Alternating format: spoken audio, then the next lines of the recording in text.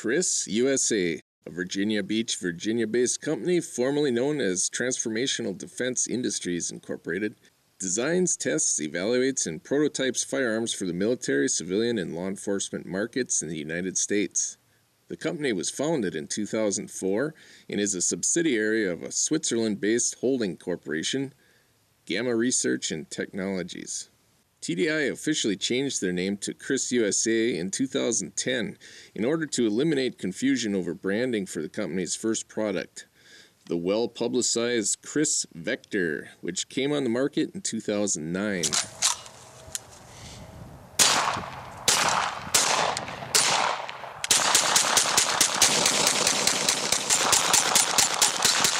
The concept for the KRISS Vector originated in the mind of a French inventor and gun designer named Renaud Carbine, who worked for various arms and ammunition manufacturing companies in France and Belgium before establishing his own firearms company in Switzerland.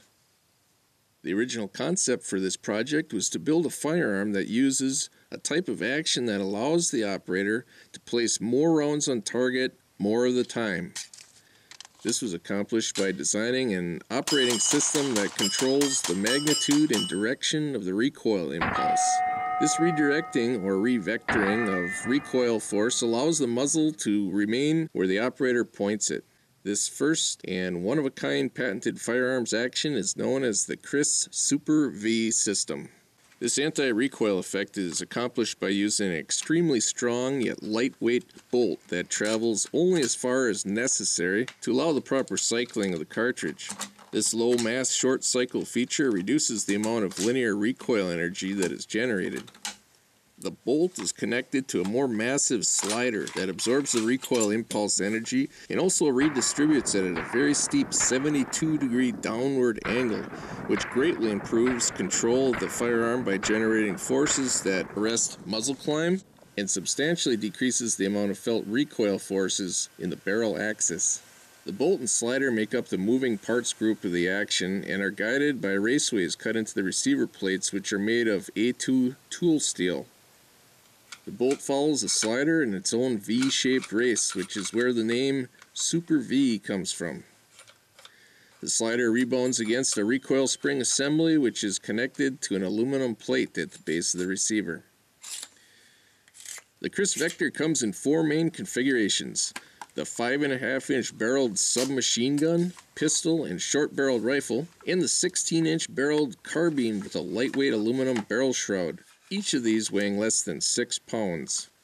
The SBR and carbine versions come with an adjustable length folding stock with an option for a non-folding version for compliance in those unfortunate states where such conveniences are restricted by law. The Vector comes equipped with adjustable Picatinny rail-mounted flip-up iron sights that were built specifically for the KRISS Vector by Midwest Industries. As an option, the Vector can be equipped with what the factory calls its Tack Pack, which includes a single-point sling, grip pod, bipod, Surefire E1B tactical light with momentary switch, and an EOTech Model 512 holographic sight.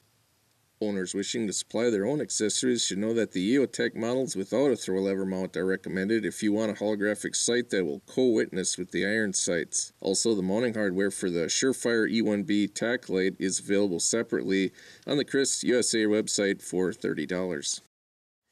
One very desirable aspect to this platform is the fact that it is built around the Glock Mag. Yes, the supplied magazine, and the only one KRISS USA wants you to use, is the actual built by Glock factory original magazine for the Glock 21, which was chosen because it is the most reliable and commonly used magazine out there. And KRISS USA offers a 30-round extended magazine as well as a 30-round magazine conversion kit for the Glock 21 mags. The magazine is not the only part of this firearm that KRISS USA decided not to reinvent. The grip core is made by Magpul Industries, and the Heckler & Koch operators among us will probably recognize the receiver takedown pins. I've got the action open. I'm going to drop an empty shell casing in there to demonstrate the press check feature. You just pull the bolt handle back to 90 degrees and you can see that you've got a loaded cartridge and that it's engaged in the extractor.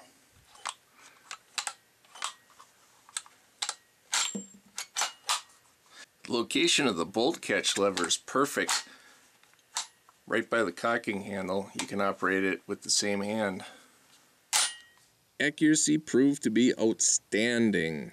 Using a 4-power magnification Trijicon ACOG for aiming, the 16-inch barreled KRISS Vector carbine repeatedly produced ragged one-hole 5-shot groups at 25 yards.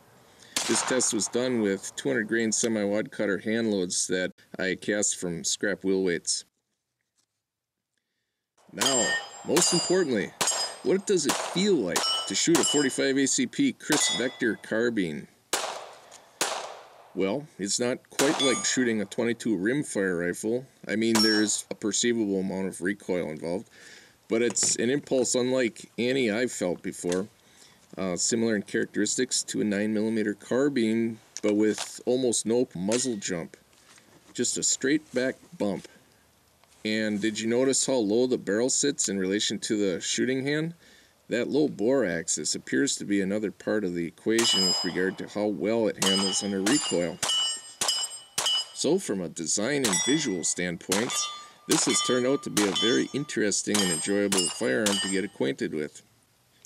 Of course, there's a lot of talk about this relatively new design because if you think about it, the Super V system could be considered the first really major departure from the traditional autoloading firearms technology that we've had in quite some time, maybe even going back as far as the earliest recoil-operated firing system in history, the Maxim machine gun.